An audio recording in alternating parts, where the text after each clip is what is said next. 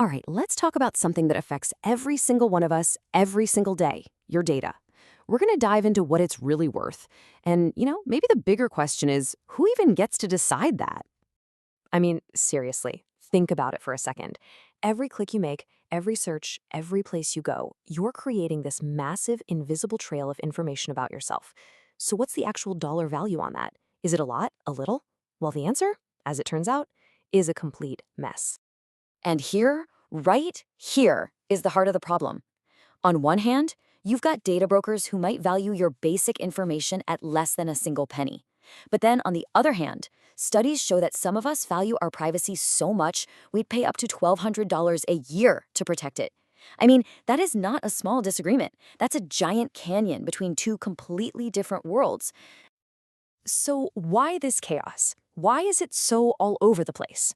Well, because right now, the data economy is basically the Wild West. It's this huge, unregulated free-for-all with really fuzzy rules. And honestly, it's built on a system that is just fundamentally broken for us, the individuals. Let's dig into why. Okay, so a huge piece of this puzzle is a concept called onward transfer. Think of it like this. You share your data with one app. You click I agree on that long legal document, but what you've really agreed to is that company can then copy, repackage, and sell that data to tons of other companies. Advertisers, data brokers, you name it. And because information is so cheap to copy, once it's out there, it's just gone. It's almost impossible for you to track it, let alone get it back. And you might be thinking, well, I'll just be careful. I'll read the terms and conditions. Yeah, about that. One study actually calculated that if you were to read every single privacy policy for every service you use, it would take you 80 full 24-hour days every year. It's literally impossible. The system is designed for you to fail because it relies on us not having the time to understand what we're signing away. And this whole chaotic system, it has absolutely devastating real-world consequences. Not just for us, but for the companies holding our data. We always hear about the giant corporate hacks, right? But get this.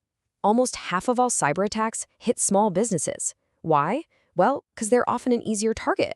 One simple phishing email, one employee mistake can expose all of their customer data, which then fuels this massive underground economy on the dark web. And this is the part that's truly heartbreaking. This isn't some victimless crime.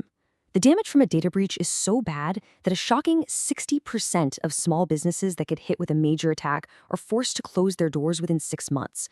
The current system isn't just failing us, it is absolutely crushing small businesses. So clearly, this whole approach of signing endless contracts is a total failure. But what's the alternative? Well, there's a really compelling idea that's been gaining a lot of steam.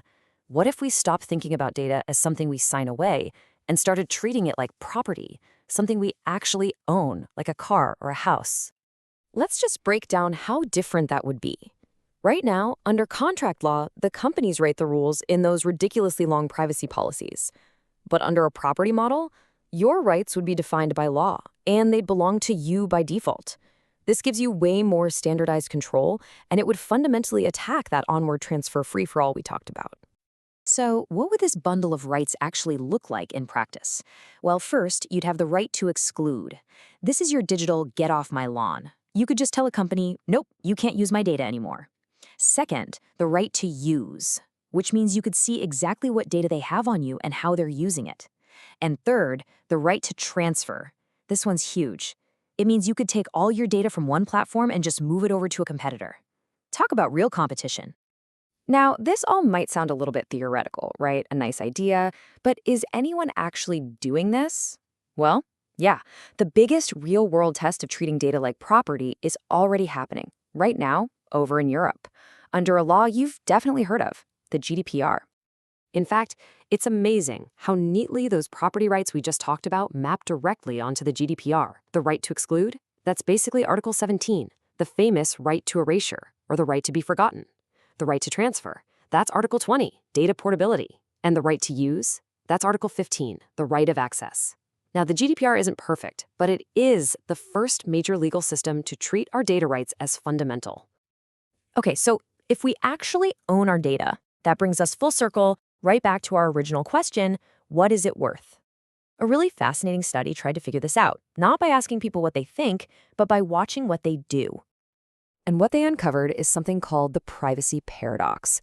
Basically, the study found that what we say about privacy, our opinions and our attitudes, often doesn't match up with how we act when money is on the line. We say we care a whole lot, but sometimes our actions tell a very different story. This chart just lays that paradox out perfectly. In an experiment, the average price people were willing to accept to sell their data was around $100. But look at that second bar. For the people who refused to sell their data at any price, their inaction implied that they valued it at over $200. By saying no, they showed they valued their privacy almost twice as much as the people who sold it. So where does all of this leave us? We've seen that the whole system right now is kind of a disaster, but that this new model of data ownership is actually possible. And we've seen that the true value of our own data is, well, it's complicated, and it's often revealed by what we do, not just what we say. So let's just recap the big takeaways here.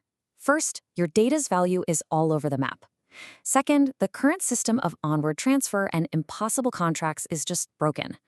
Third, thinking about data as property with a real bundle of rights could be a powerful solution. And this isn't just an idea.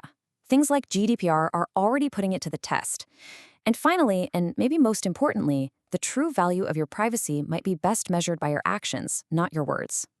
Which really brings us to one final question, a question for you.